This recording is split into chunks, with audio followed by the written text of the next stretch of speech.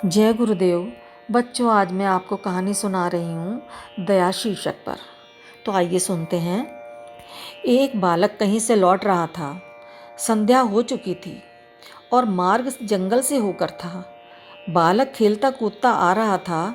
अचानक एक पेड़ की नीची टहनी पर क्या देखता है कि एक छोटे से घोंसले में 2 अंडे रखे हैं और उन पर एक चिड़िया बैठी है। बालक रुक गया। उसे वे अंडे बहुत अच्छे लगे। देखने में सुंदर तो थे ही, साथ ही बाल सुलभ कौतूहल भी था। उसने सोचा कि इन अंडों को ले चलूं और माँ को दिखाऊं तो वह बहुत खुश होगी। वह घोंसले की ओर बढ़ा, फिर ठिठका।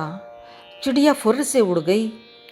घोंसले के बीच में जरा सा गड्ढा था जिसमें एक दूसरे से सटे दोनों अंडे रखे थे। चिड़िया उड़कर ऊपर की डाल पर जा बैठी और चींची करने लगी। बालक ने धीरे धीरे घोंसले की ओर हाथ बढ़ाया और फिर खींच लिया। नहीं, उसे अंडे नहीं उठाने चाहिए। पर क्यों? माँ उन्हें देखकर कितनी प्रसन्न होंगी और भाई बहनें कहेंगे कि वाह, क्या बढ़िया चीज़ लाया है। उसने जी कड़ा किया और दोनों अंडे हाथ में उठा लिए। चिड़िया जोर से चीत्कार कर उठी, पर बालक रुका नहीं। अंडे धीरे से मुट्ठी में दबाकर और हाथ को कोट की जेब में डालकर वह घर चला आया। घर आकर उसने सांस ली। हाँफता हुआ बोला, ओ माँ, देख कैसी बढ़िया चीज़ लाया हूँ। माँ ने अंडे देखे और बालक की आशा के विपरीत उनका चेहरा एकदम गंभीर हो गया। बोली, हाय, तूने यह क्या किया? बालक ने कहा, देखती नहीं कैसे सुंदर हैं। माँ कहती गई, तूने यह नहीं सोचा कि चिड़िया कितनी हैरान होगी। वह बार बार घोंसले पर जाकर इन्हें खोजती होगी और अपना सिर पीटती होगी। हाय, तूने यह क्या किया? और अगर लाना ही था तो एक ले आता, कम से कम एक तो उसके लिए छोड़ ही आता। बालक को अपनी भूल मालूम हुई, पर अब वह क्या करे, देर हो चुकी थी। माँ रात भर नहीं सो सकी और बालक भी सारी रात सपने में चिड़िया का भयंकर आर्तनाद सुनता रहा, उसका फड़फड़ाना देखता रहा। सवेरे उठते ही वह दौड़ा दौड़ा गया। बड़ी मुश्किल से उसे वह जगह मिली। उसने देखा कि चिड़िया सूने घोंसले के एक द्वार पर सुस्त सी बैठी है। शायद रात भर रोते रोते थक गई थी। बालक के आगे बढ़ते ही वह उड़कर दूसरी शाखा पर जा बैठी।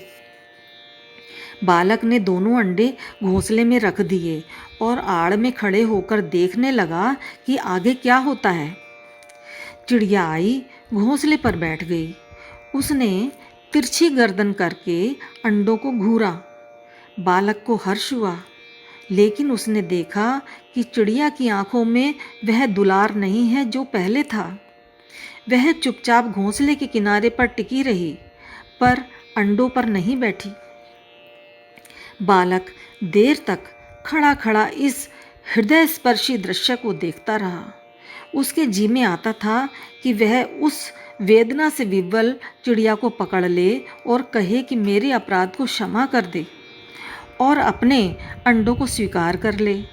मेरे लिए नहीं, भगवान के लिए तू एक बार फिर इन्हें अपने पंखों के साए में समेट ले।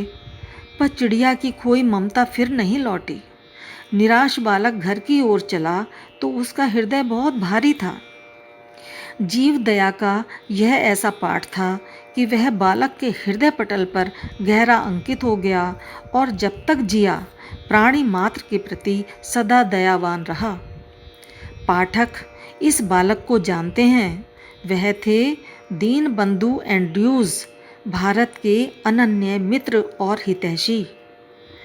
तो बच्चों, हम जाने कि इस संसार के छोटे बड़े हर प्राणी के लिए दया और करुणा का भाव एक ऐसा विलक्षण गुण है जिससे हम ईश्वर के बहुत अधिक समीप होते हैं।